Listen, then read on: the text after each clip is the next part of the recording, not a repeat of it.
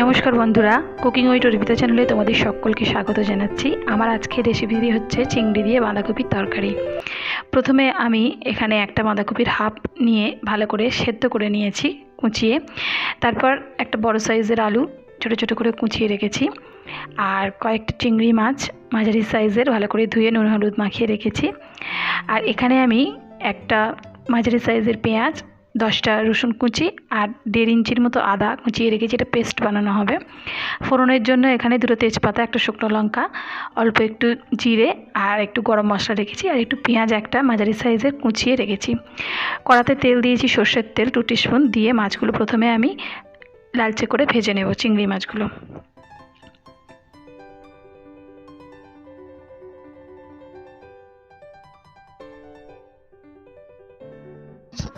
एक पिठ भाजा हो गेছে। এরপর আমি চিংড়ি মাছগুলোকে উল্টে দিয়ে অপর পিঠ ভেজে নেব।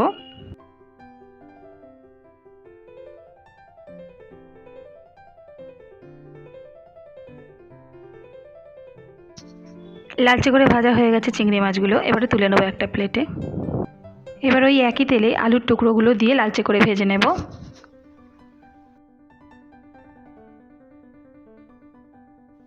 आलुर टुकरोगुलो लालचे करे भाजा हो गेছে, এবার এগুলোকে তুলে নেব।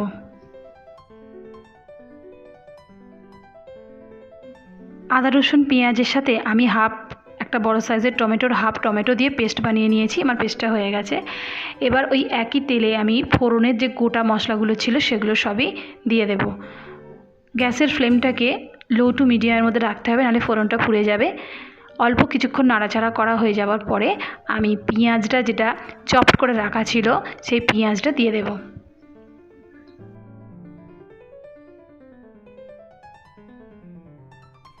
পেঁয়াজ কুচিগুলোকে একটু লালচে করে ভেজে নেব।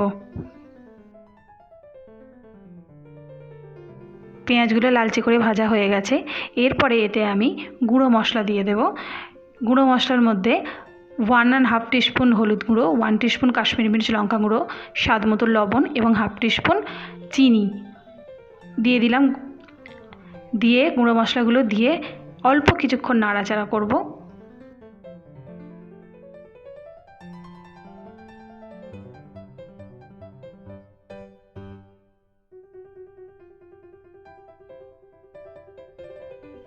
অল্প কিছুক্ষণ নাড়াচাড়া করে এবার বাটা যে মশলাটা সেটা দিয়ে দেব।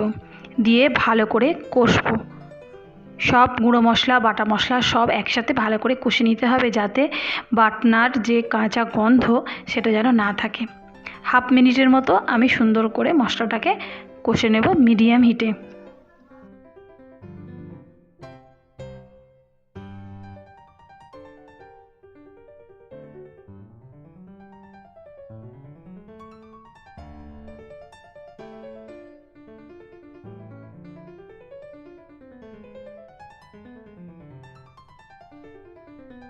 মশলাটা খুব ভালো করে আমি কষে নিয়েছি। এবার এতে যে ভেজে রাখা আলুর টুকরোগুলো সেগুলো দিয়ে দেব আর ভেজে রাখা চিংড়ি মাছগুলো দিয়ে দেব। দিয়ে মশলার সাথে ভালো করে আলু আর চিংড়ি মাছটা কষে নেব।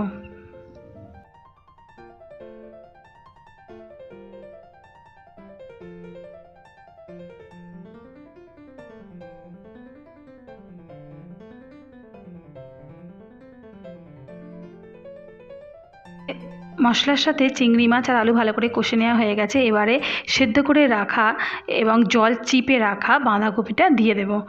দিয়ে মশলার সাথে সমস্ত বাঁধাকপিটা মশলাগুলো আলু আর চিংড়ি মাছটা খুব ভালো করে কষবো সময় নিয়ে।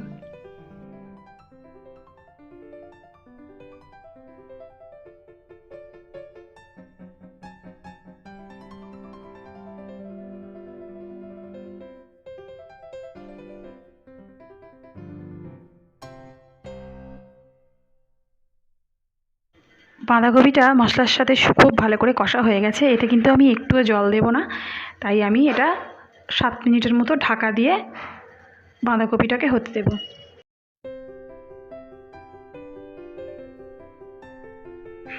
7 মিনিট পর বাঁধাকপিটার জলটাও শুকিয়ে গেছে আর আলু সেদ্ধ হয়ে গেছে। বাঁধাকপি থেকে একটা সুন্দর গন্ধ বেরিয়েছে। এরপর এতে কাঁচা লঙ্কা আমি চিড়ে দিয়ে দেব। কাঁচা লঙ্কাটা আপনারা আপনাদের স্বাদ মতো দেবেন।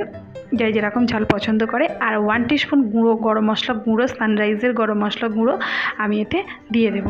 কারণ বাঁধাকপি, চিংড়ি মাছ দিয়ে বাঁধাকপি আমার প্রায় হয়ে এসছে, সামান্য একটু নাড়াচাড়া করে আমি নামিয়ে দেব।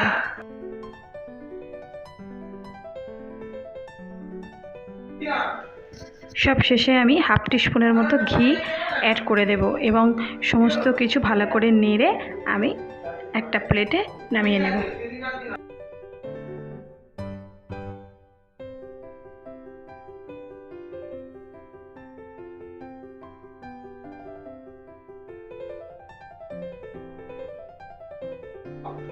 তাহলে চিংড়ি মাছ দিয়ে বাঁধাকপি আমার একদম রেডি হয়ে গেছে।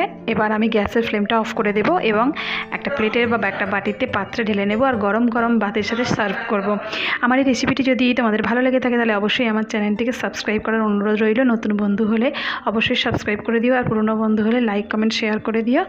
এবং অনেক অনেক ধন্যবাদ আমার এই রেসিপিটি দেখার জন্য। অবশ্যই বাড়িতে ট্রাই করবে, রুটির সাথে, পরোটার সাথে, ভাতের সাথে দারুণ জমে যাবে। Thank you.